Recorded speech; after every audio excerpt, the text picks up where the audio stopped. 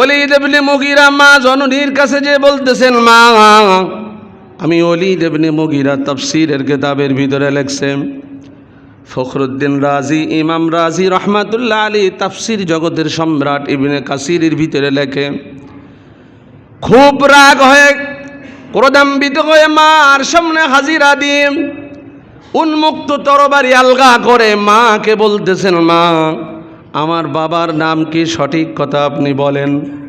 যদি সঠিক কথা না বলতে পারেন, আমার হাতে যে উন্মুক্ত তরবারি, আপনি মা তাই কি হয়েছে, আমি আপনার কল্লা আর বডি আলাদা করে দিব।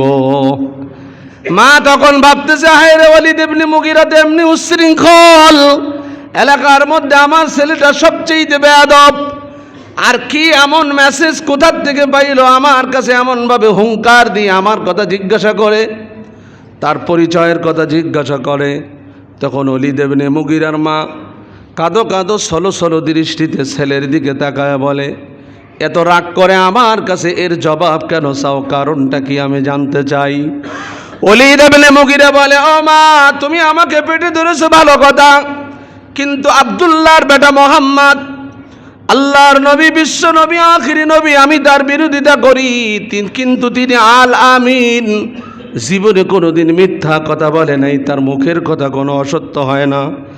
বিশ্ব নবী বলেছে আমার বাবার নাম কি, মনের ভিতরে খটকা লাগছে, নিশ্চয় আমার ত্রুটি আছে, তাই মা গো তুমি সঠিক কথা বলে দাও, না বললে তোমার কল্লা আলাদা করে দিব।